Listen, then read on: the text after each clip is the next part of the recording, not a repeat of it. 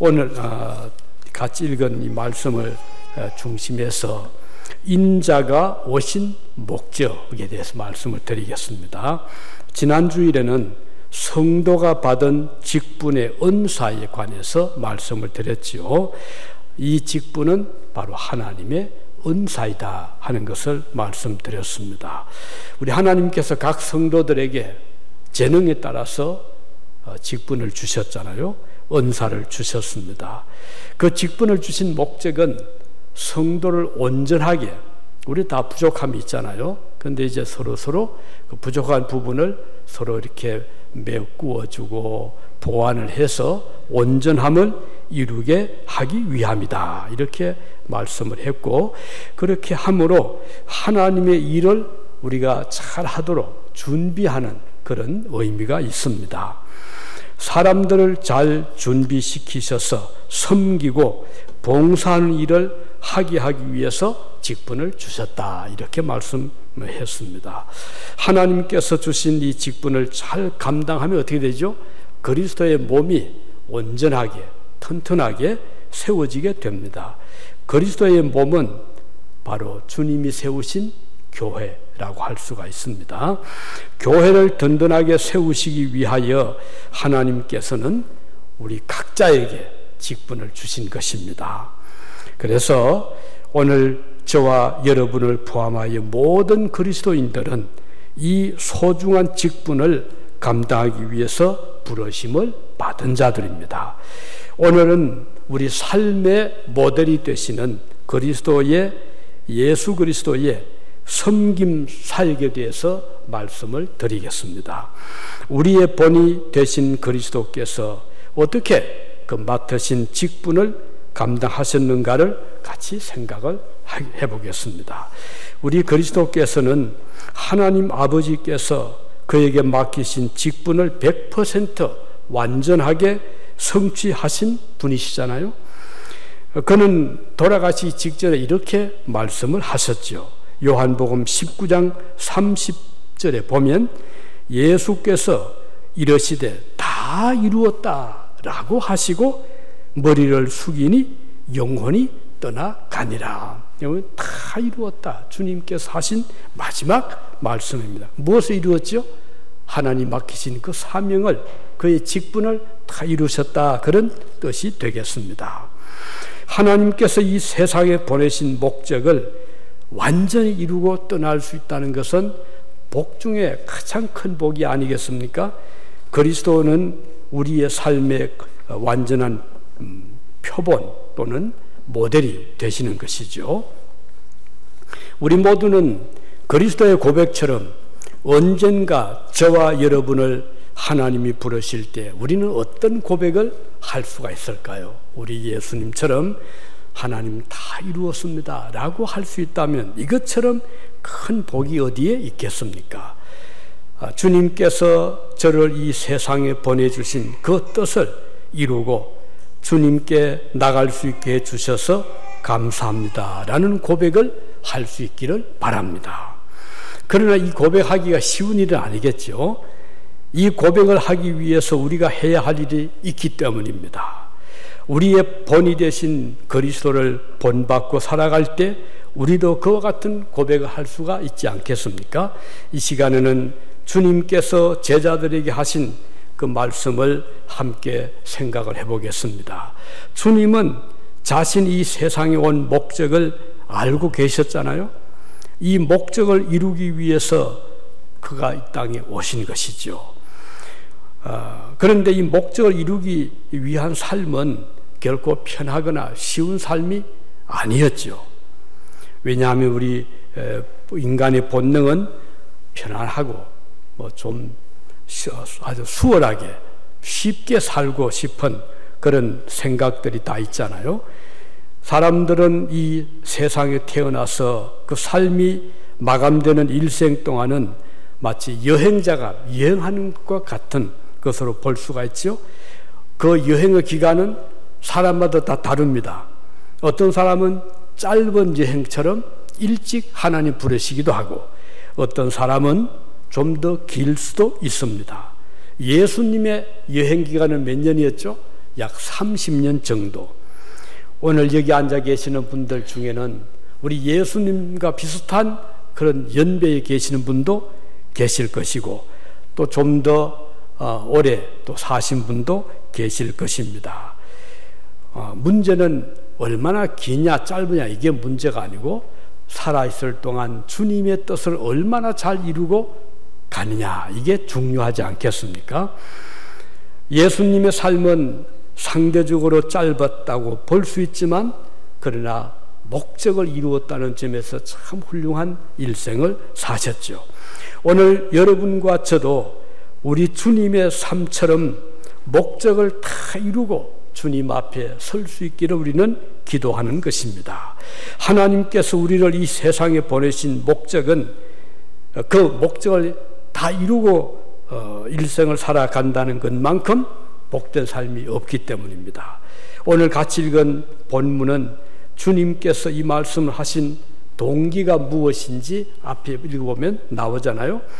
어느 날 예수님은 12제자 중에 그 세베대의 아들 야고 요한이거든요. 그 어머니가 예수님을 찾아와서 예수님께 요청한 그런 내용에 대해서 말씀을 하고 있습니다. 그 어머니가 예수님께 원했던 것은, 선생님, 하나님 나라가 이 땅에 오면 제 두 아들 야고 요한을 예수님 가까이 옆에 오른편 왼편에 앉게 해주십시오, 이렇게 요청을 했습니다. 어머니 심정이잖아요. 그러니까 이 말을 듣고 있던 옆에 제자들이 기분이 좋을 리가 없죠. 아니, 우리도 있는데 당신의 두 아들만 옆에 있어 우리는 저 밑에 멀리 떨어져 앉으란 말입니까? 이런 생각을 할 수가 있었을 것입니다. 그런데 이제 예수님께서 그 어머니 요청을 들으시고 말씀했죠. 너희가 구하는 것을 알지 못하는구나, 그렇게 말씀했어요. 그러니까 주님께서 그 말씀 들으시고, 이 어머님이나 또는 야고 요한이 뭔가 생각을 지금 착각하고 있구나, 이렇게 보신 것입니다. 그것은 우리 예수님께서 원하시는 것은 예수님의 옆에 좋은 자리, 높은 자리, 그런 자리에 앉는 것이 이게 최고가 아니라, 그런 의미가 있겠죠. 그러니까 많은 사람들은 일반적으로 이 세상을 살면서 목적을, 나는 더 좋은 자리, 뭐 직장에서도 참 높은 그런 CEO 같은 자리라든가, 또는 뭐 어떤 맡은 일도 아주 권력이, 파워가 있는 그런 자리를 다 누구나, 사람은 그 본능적으로 그런 자리를 원할 것입니다. 세력을 가지려고 할 것이고, 그런데 이것은 주님의 생각과는 다른 것이거든요. 우리 주님의 그 생각은, 주님이 오신 목적은, 보세요. 주님이 만일에 우리처럼 그런 생각을 하셨다면 이 세상에 내려오실 이유가 없잖아요. 왜냐하면 우리 예수님 자리는 벌써 하나님 보좌 자리에 계셨잖아요. 예수님은 하나님과 같은, 본질적으로 같은 분이시잖아요. 우리 예수님은 천지를 지으실 때 같이 계셨고 지으셨고, 그리고 우리 예수님 하나님 자신과 같은 분이신데 굳이 인간의 몸을 입고 이 세상에 오셔서 어린 아기가 되시고 성장하고, 그리고 사람들 틈에 이렇게 이리저리 부딪히면서 그렇게 사실 이유가 없잖아요. 그런데 주님은 그런 것을, 높은 자리, 좋은 자리를 원하지 않으셨기 때문에 그것들 다 내어놓으시고 이 세상 인간이 돼서 오셨습니다. 그리고 오신 목적을 말씀하기를, 인자가 온 것은 28절에 보면요, 섬김을 받으려 함이 아니라 도리어 섬기려 하고 자기 목숨을 많은 사람의 대속물로 주려 함이다, 이렇게 말씀했어요. 이게 주님이 오신 목적이란 것이죠. 그러면 인자가 오신 목적이 뭐죠? 섬김을 받으려 함이 아니다. 여기 오늘 주신 중요한 말씀입니다. 이런 자세는 세상 사람들의 생각과, 즉 야고보의 또는 요한의 어머니의 생각과는 다른 것이잖아요. 하나님을 알지 못하는 자들은 자기가 섬김을 받아야 높은 사람이 된다고 생각을 할 수가 있죠. 그래서 좋은 자리를 얻기 위해서 열심히 살아갑니다. 임금이 옆에 앉을 수 있는 자정성, 우정성처럼 그런 권력 있는 자 옆에 탁 있으면 좋겠다. 저 백악관에 들어가면 좋겠다. 청와대 들어가면 좋겠다. 이런 생각을 할 수가 있겠죠. 이건 이 세상 사람들의 생각입니다. 그런데 예수님 같다면은 과연 그렇게 생각을 하셨을까요? 우리 주님은 저 나사렛, 예루살렘도 아니에요. 저 북쪽 시골 어촌 그곳에서 주님이 성장을 하셨잖아요. 태어나실 때는 그 좋은 아주 황홀한 궁궐에서 태어나신 것이 아니고 양들이 잠을 자는 구유에서 탄생을 하셨잖아요. 탄생도 그랬고 성장도 그랬고, 그리고 성장하신 다음에는 어떻게 했어요? 사람들의 약한 자들을 찾아서 만나시고 그들을 위로하시고 병도 고쳐주시고 그들과 함께 아픔을 같이 나누셨잖아요. 이게 주님의 삶이셨거든요. 그러니까 주님의 오신 목적은 섬김을 받으려 함이 아니라 섬기려고 왔다는 그 말씀 우리가 이해할 수가 있는 것입니다. 주님께서 예루살렘에 들어가실 때 한번 보십시오. 그때 인기가 좋았잖아요. 사람들이 다들 기대했어요. 자, 이제 예수님은 우리의 왕으로 오실 분이다.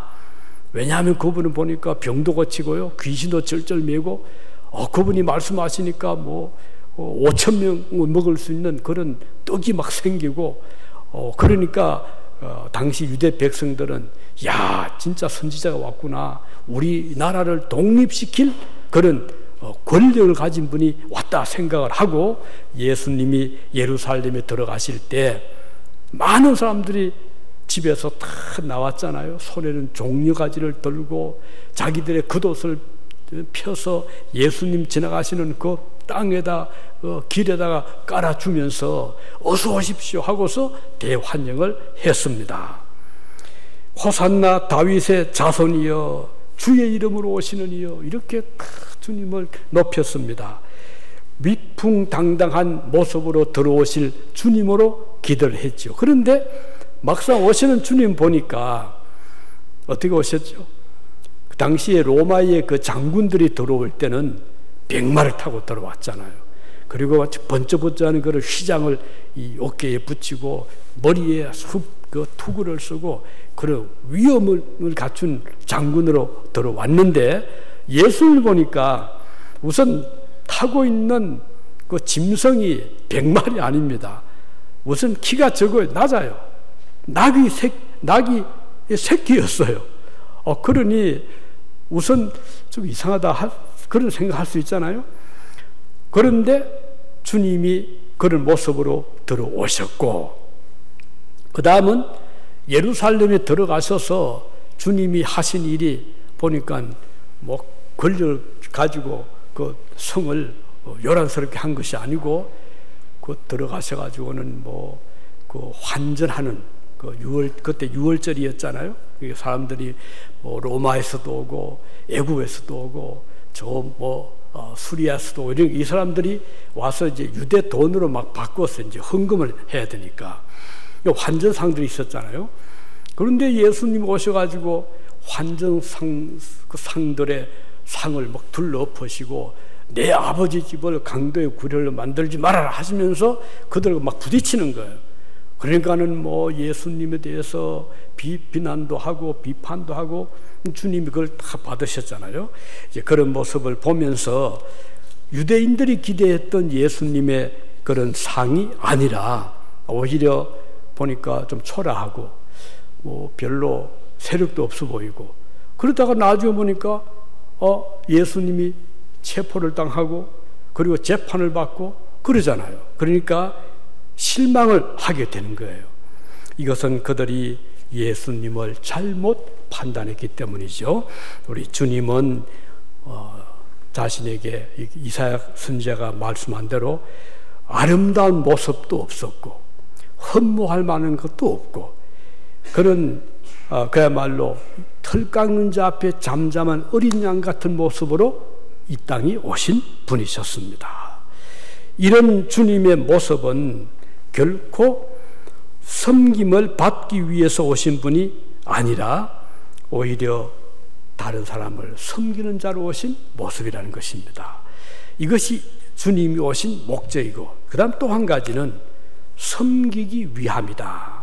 자, 섬김을 받으려 함이 아니다 하나는 부정이죠. 또 한 가지는 그러면 왜 오셨죠? 섬기기 위해서 오셨다, 그런 뜻입니다. 섬기는 자란 말을 보면 섬기는 자, 서브지요. 헬라 원을 보면은 그것이 디아코노스라는 말로 되어 있거든요. 그 말은 이제 그 섬기는 자 또는 종, 서브입니다. 자, 그러니까 음식을 우리가 이제 예를 들면 뭐 어떤 좋은 만찬 자리에 갔을 때 우리가 자리에 앉아 있으면 사람들이 좋은 음식도 가져오고 그리고 음료수도 가져오고 무엇을 더 드릴까요? 이렇게 하는 분들이 차 있잖아요. 뭐 그 정도보다도 더 그 예수님 당시에는 종이란 말이에요. 종은 주인에게 절대적인 복종을 해야 되고 주인에게 소속이 돼 있고 주인을 위해서 목숨까지 드릴 각오가 되어 있는 자들이 종의 신분이었거든요. 주님이 오신 목적은 디아코노스, 종의 모습으로 섬기는 자로 오신 것을 의미하는 것입니다. 다시 말하면 사환 또는 청지기 또는 음식을 만드는 혹은 빵을 굽는 자, 이와 같은 자리에 있는 것을 의미하는 것입니다. 그래서 이 신약에 보면 이 섬기는 자란 말이 디아코노스라는 말이 23번에 나옵니다. 전부 다 보면 섬기는 자, 주님과 관련된 교회 안에서 그리스도인들을 표현할 때 이렇게 표현하고 있습니다. 자, 바울 사도를 보시면 그는 자기 자신을 자기는 그리스도의 종이다 이렇게 자기를 불렀어요. 그리고 복음을 전하기 위해서 바울은 열심히 섬겼죠. 어떻게 해요? 장막도 만들고 감옥에도 들어가고 매도 맞고 돌로도 맞고 얼마나 힘든, 그러면서 바울은 한 번도 이거 못하겠다, 뭐 내가 이거 하러 왔는데 이렇게 한 적이 없어요. 오히려 이곳에서 피파받으면 저쪽으로 피신 가서 또 복음을 전하고, 감옥에서 풀려나오면 그 풀려나자마자 그 간수장을 바울이 전도했잖아요. 그 자기를 때린 사람을 전도를 하고, 이렇게 가는 곳곳마다 바울 사도가 이런 고생을 하면서도 불평하거나 원망하거나 또는 싫어하지 않고 오히려 당연히 예수님이 가신 그 길을 가는 것을 생각하고 바울은 열심히 전도했잖아요. 이게 바로 섬기는 자들의 자세라는 거예요. 우리가 교회를 섬길 때도 교회 열심히 일하면 칭찬받을 것 같지만 그렇지 못할 때가 더 많아요. 열심히 나는 하는데 오히려 하고 나서 들려오는 소식의 소문은 전혀 나의 생각과는 다른 그런 비난을 하기도 하고 또 비평을 하기도 하고 비판하기도 하고 이런 경우들이 많이 있거든요. 그럼에도 불구하고 그리스도의 종들은, 우리 주님이 그랬잖아요. 바울 사도가 그랬죠. 그런 일을 당했잖아요. 마찬가지로 오늘도 우리는 섬기기 위해서 왔다. 교회를 나온 목적도 나는 주님을 섬기는 마음으로 교회를 섬기러 왔습니다. 이런 각오가 되어 있다면 어떤 교회에 가도 그는 그곳에서 주님의 일을 할 수가 있는 거예요. 그래서 우리 주님이 오신 목적이 바로 섬김을 위하러 왔다. 우리 그 스데반을 보십시오. 스데반이 초대교회의 집사님 중에 한 분이었어요. 그 집사님의 그 직분이 뭔가 생각해 보면 사도보다가는 아무래도 좀 맡은 일이 다르잖아요. 사도는 주로 복음을 전했어요. 그런데 집사님의 그 주요한 그 임무는요, 구제하는 일을 했어요. 당시에 초대교인들의 은혜를 받고 참 그 주님께 그 뭔가 보답하기 위해서 집에 있는 뭐 쓰지 않는 물건도 가져오고 음식도 가져오고 옷가지도 가져오고 어떤 사람은 뭐 땅을 팔아서 돈을 가져오기도 했잖아요. 그럼 그것을 이제 모아서 이걸 이제 필요한 자들에게 구제를 해야 되는데 그 일을 맡은 자들이 초대교회의 집사님들이었어요. 서대반도 그런 사람이었거든요. 그런데 박해를 받게 된 거예요. 서대반이 박해를 받으면서도 주님의 부활을 증거를 했거든요. 그러니까 나중에는 막 이거 유대인 그 말을 듣는 자들이 화가 나가지고요. 서대반이 그 말을 보면은 아주 강력하게 그 설교했거든요. 그 구약을 이용하고 그 선지자들이 한 예언을 말하고 그 선지자들의 예언대로 예수님이 오셨다.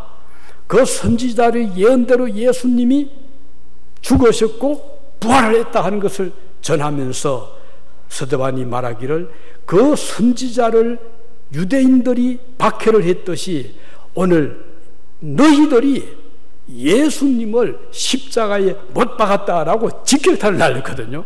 그러니까 얼마나 화가 나요. 분을 못 참아가지고 돌을 들어서 막 그를 쳤거든요. 그런데도 불구하고 서대반은 원망하지 않고 마지막 서대반 한 기도가 주여 저들의 죄를 용서해 주십시오. 이런 기도를 서대반이 했습니다. 대단한 분이죠. 예수님처럼 그런 기도를 한 거예요. 그리고 그는 운명을 했습니다. 여기서 보여주는 것은 서대반이 주님을 섬기기 위해서 목숨까지 내어놓았구나 하는 것을 볼 수가 있어요. 그러니까 순교는 사도들만 했던 것이 아니었어요. 서대반 같은 집사님도 순교를 하면서까지 주님을 섬겼던 것이에요. 이렇게 주님이 오신 목적은 섬기기 위해서 오셨다. 이 집사란 말은 아까 말씀드렸고 디아코노스, 그 영어로는 디컨이죠. 디컨. 거기서 나온 말이에요. 그러니까 섬긴다. 그 집사는 섬긴다 또는 일을 한다. 우리말로 집사는 잡을 집자거든요. 사자는 일사자예요. 그 일을 잡는다. 그러니까 가령 뭐 어떤 큰 대감집에 그 일을 열심히 하는 그 사람도 집사입니다. 교회에서 중요한 일을 하는 사람들이 집사입니다. 그만큼 중요한 거예요. 하나님께서 이 좋은 직분을 주신 거예요. 그 집사의 직은 정말 귀한 직분입니다. 왜냐하면 일꾼이잖아요.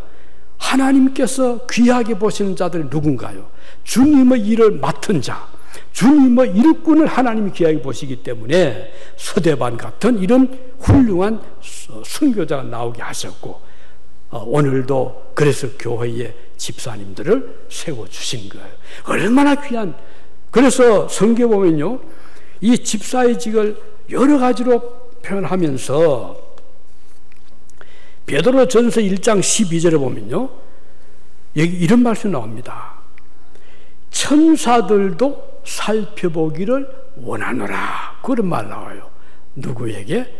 이 복음 전하는 일꾼들 혹은 집사의 직을 가진 자들을 천사들도 보고 부러워한다. 그런 뜻이거든요.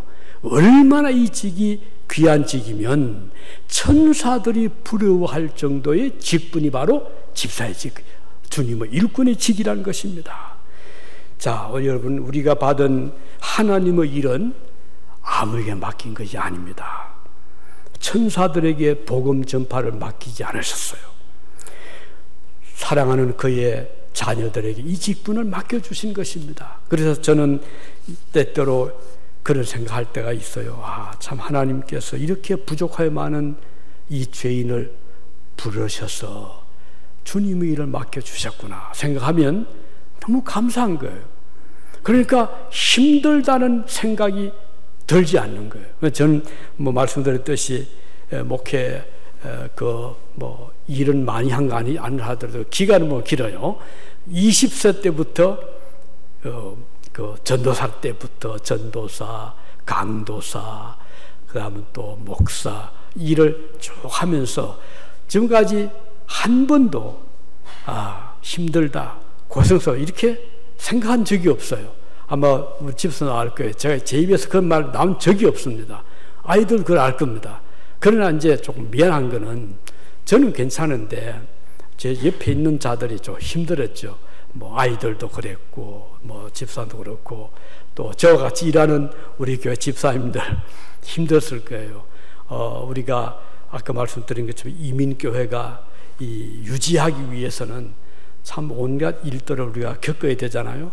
더구나 뭐 물적 자원이 적고 또 인적 자원이 별로 없고 그러면서 또 요 소도시 같은 경우는 한국 사람이 많지 않기 때문에 전도의 대상수는 없잖아요. 차라리 뭐 이 한국 사람들이 뭐 수십만이 되는 그런 지역 같으면 뭐 간판만 걸어놔도 오며가며 막 들어와요. 그런데 여기는 그런 곳이 아니거든요. 그러니까 우리는 이 교회를 지키기 위해서는 적은 인원 가지고 일을 해야 되니까 쉽지. 그래서 저랑 같이 일하는 자들이 참 힘들겠구나 이 생각을 제가 가끔 할 때가 있습니다. 그렇지만 이것은 우리만 하는 것이 아니고 우리의 모범 대신, 우리의 모델이 되신, 우리의 본이 되신 예수님께서 가신 길이기 때문에 우리가 힘들어도 보람되고 기쁜 것이죠. 그래서 베드로가 말씀한 대로 천사들도 부러워하는 이 귀한 직분을 하나님께서 오늘 우리에게 주신 것입니다. 자, 마지막으로 인자가 오신 목적이 뭐죠? 자기 목숨을 많은 사람의 대속물로 주려 합니다. 그랬어요. 즉 생명을 주기 위해서 오셨다는 것이죠. 생명은 우리가 가진 것 중에 가장 소중한 것이잖아요. 생명을 아무에게나 줄 수는 없어요. 혹시 부모가 자녀에게 줄 수는 있지만 그것도 쉬운 일은 아닌 것입니다. 예수님께서 이 세상에 오신 목적은 자기 목숨을 많은 사람을 위해서 주려 합니다. 이렇게 말씀했습니다. 이런 자세로 하나님을 섬기는 것은 우리 주님의 자세라고 할 수 있죠. 이것은 희생이 필요한 것이고 이것은 대가를 바라는 것이 아닙니다. 하나님의 일은 우리가 대가를 바라는 것이 아니죠. 왜냐하면 이미 우리가 다 받았잖아요. 예수님께서 나를 위해서 목숨까지 버려주신 것, 우리는 벌써 받은 자들입니다. 우리의 그 많은 죄를 예수님이 다 덮어주셨잖아요. 그의 보혈로, 그의 십자가로. 우리가 받은 것이 너무너무 큰 것이에요. 그렇기 때문에 우리가 뭘 또 더 바라고 하나님 저에게 이것도 주시고 저것도 주시고 이렇게 우리가 할 그런 어떤 사실 공로는 없잖아요. 이미 우리는 받은 것이 너무 많아요. 그래서 우리가 주를 위해서 일하는 것은 대가를 더 바라기 위함이 아니고 이미 받은 은혜에 대한 감사, 감격에서 주님을 섬기는 것입니다. 그래서 우리가 교회 일할 때는 명예를 바랍니까? 아니잖아요. 또는 어떤 뭐 대가를 바라는 거 아니잖아요. 내가 일을 하면 뭐 많은 뭐 회사처럼 월급을 준다거나 이 아니잖아요. 교회 일은 하면 할수록 나의 것을 드리는 그것이 교회 일의 보람인 것입니다. 주님께서 우리를 위해서 목숨까지 내어 주셨으므로 우리는 그 은혜에 감사하여 섬기는 일을 기쁘게 하는 것입니다. 우리 헌금도 그렇잖아요. 회사 같으면 아니 국가를 위해서 우리 세금을 내면 그 다음 백성으로서 국민으로서 당당한 권리를 요구를 합니다. 우리가 세금 냈으니까 다리를 놔주시오 할 수 있잖아요. 우리가 세금 냈으니 학교 지어주시오 할 수 있잖아요. 우리가 세금 내었으니까 우리를 위해서 이번에 뭐 코로나 백신도 우리가 세금 냈어. 그러니까 당당히 우리가 맞잖아요. 그런데 교회에서는 그게 아니라는 거예요. 이걸 착각해서 안 됩니다. 아, 내가 헌금했으니까 뭐 당연히 받아야지. 이게 아니잖아요. 우리가 주님께 받은 것이 너무 크기 때문에 우린 주님 앞에 목숨을 들여도 아깝지 아니하고 나의 가진 물질을 들여도 오히려 감사한 마음이고 시간을 들여도 감사한 생각이잖아요. 그래서 여기에 이제 일반 국민으로서 세금을 내는 것이나 회사에서 일할 때 우리가 대가를 바라는 그것과는 다른 것입니다. 당연히 회사원은 그 일한 대가를 받아야죠. 뭐 시간을 받든지 아니면 뭐 월급으로 받든지 그건 당연한 거예요. 일을 해준 대가지만 하나님의 일은 다른 것이에요. 그래서 보세요. 교회에 일하는 자들이 열심히 일하면서 대가 안 바라잖아요. 오히려 헌금을 하고 시간을 드리고 하잖아요. 그래서 우리는 이 점에 대해서 저는 참 감사한 마음이 많이 듭니다. 주를 위해서 내가 드릴 수 있는 것이 감사하고, 시간 드릴 수 있어 감사하고, 몸을 드릴 수 있어 감사하고, 물질 드릴 수 있어서 감사하다, 이런 생각을 가지게 되는 이유는 우리가 받은 것이 엄청나게 크기 때문에 우리 모든 것을 드려도 하나님의 사랑에 다 갚을 수는 없지 않습니까? 그러므로 성도들은 자신을 드리면서도 주님 앞에 대가를 바라지 않는 이유가 여기 있는 것입니다. 어느 교회에 믿음이 없는 사람들이 가끔 이제 불만스러운 말을 하거든요. 그런데 불만도 두 가지가 있어요. 한 가지는 좀 더 주님의 뜻을 이루기 위해서 하는 불만이 있어요. 이거는 성경에 보면은 칭찬했어요. 하나님의 뜻을 위해서 어떤 때는 좀 강력하게 규탄도 하고, 이런 경우는 참 좋습니다. 목회자도 보이는 교인들이 가끔 이제 불만을 말할 때 그 분간을 해서 듣습니다. 저 불만은 정말 주님을 사랑하는 마음에서 나왔다. 저 불만은 정말 고맙다. 그럴 때 있어요. 저도 그럴 때가 참 있거든요. 이거 조금 양해가 들으십시오. 우리 동건 씨. 본인 잊었을지 모르지만 저는 아직 기억하고 참 감사한 마음이 들어요. 벌써 거의 한 10년 된지 모르겠어요. 어떤 성탄절을 앞에 두고 있는데, 목사님 좀 봅시다, 이러는 거예요. 그 목회자가 가슴 뜨끔할 때가 좀 보자고 할 때입니다. 야, 이것도 무슨 불만이 싶은데, 아주 심각한 얼굴로, 목사님, 성탄 때 예배 시간에 산타 할아버지 선물 주는 거 저는 그거 반대합니다, 이러더라고요. 저는 굉장히 감사했어요. 얼마나 예배를 중히 여기면 그런 제안을 해줄까. 저는 너무 기뻤어요. 아마 그 앞서 한두 번 그걸 했을 수도 있었을 거예요. 그래서 그 말을 참조하기도 하고, 그다음부터 이제 철저하게 이제 마치고 했거든요. 이런 건 좋은 불만입니다. 주님의 교회를 사랑하는 마음, 또 주님의 예배를 중히 여기는 마음에서 좋은 충고는 정말 귀한 충고인데, 이런 거 말고 어떤 데는 좀 다른 불만이 있거든요. 그때는 조금 좀 힘들어요. 왜냐하면은 이건 아닌데, 하지만 무시할 수 없잖아요. 예를 들면 이제 어떤 교회에 열심히 헌금한 사람이 목사님 왜 우리 교회는 이런 일을 안 해줍니까? 우리가 이렇게 헌금하는데요. 그 들어보면은 그 헌금은 선교한 데 쓴다거나 아니면 정말 필요한 구제 때 쓰는 그런 일은 좋은데, 우리가 지금 소풍 가는데 좀 예산을 좀 많이 좀 주셔야 되지 않습니까? 이런 경우라든가, 우리가 구역 열심히 하는데 왜 또 구역 하는데 또 우리가 헌금을 해야 됩니까? 자, 우리가 일을 하잖아요. 우리가 헌금을 해서 그 헌금 가지고 우리가 잘 먹고 잘 쓰기 위해서 한 게 아니잖아요. 그래서 많은 교회들이 주일 예배 후에 점심을 그냥 주지 않습니다. 그래서 여기서 찬반이 있어요. 어떤 사람들은 그 교회 갔더니 점심을 팔더라 그래요. 지금 미국에도 그렇고 한국도 그렇고 물론 약간 받죠. 하지만 팝니다. 1달러를 얘기하든 2달러를 얘기하든. 왜 그럴까요? 그 이유는 우리가 주님 앞에 드리는 것은 드리는 것이고, 그것 때문에 내가 드렸으니까 나는 당연히 받아 먹어요. 그게 아니잖아요. 그래서 그러는 거예요. 우리가 구역 헌금을 하고, 우리가 구역 일을 위해서 음식을 살 때 우리가 돈을 냅니다. 왜 돈을 냅니까? 우리 헌금하는데 그거 다르거든요. 그래서 이런 점에서는 여러분 이해를 해 주시기 바랍니다. 우리 교회가 지금까지 정말 수고 많이 했잖아요.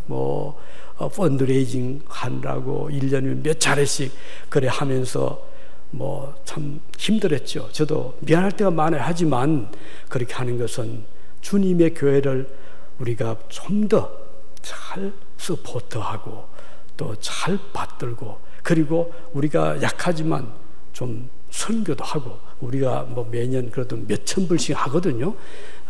몇천 불씩 우리가 인도 선교 위에서도 하고, 또 멕시코 위에서도 하고, 다음에 아프리카도 하고 매년 합니다. 근데 이게 우리가 넉넉해서가 아니거든요. 여러분들이 이렇게 수고해서 절약해서 펀드레이징해서 거기서 예산해서 얼마씩 하는 거거든요. 그렇기 때문에 오늘 이게 우리가 섬기는 자들의 자세가 아닐까요? 섬기는 자들의 태도가 아니겠습니까? 그래서 혹시 여러분들이 조금 힘이 드시더라도 또 좀 불편스럽더라도 그런 점을 이해해 주시면 우리 하나님이 얼마나 기뻐하시겠습니까? 그래서 주님께서 바로 이와 같이 섬김으로 또 자기 목숨을 드리러 왔다. 우리가 그 정도는 못하더라도 주님 앞에 우리의 마음 자세는 주를 위해서 어떤 것이라도 드릴 그런 각오를 하신다면 하나님께서 얼마나 기뻐하실까 생각하는 것입니다. 이제 말씀 맺겠습니다. 오늘 우리 주님께서 주신 이 말씀을 통해서 예수님께서 오신 목적이 뭔가? 섬김을 받으려 함이 아니다. 첫째로 이 디나 부정입니다. 그리고 섬기려 왔다. 이것은 긍정이죠. 그리고 어떻게 섬기죠? 목숨을 드리러 왔다. 이게 주님의 삶의 모습이고 오늘 저 여러분들도 이런 자세로 주님을 섬겨 주님 앞에 언젠가 설 때 칭찬과 상급 받으시기를 바랍니다. 기도하시겠습니다.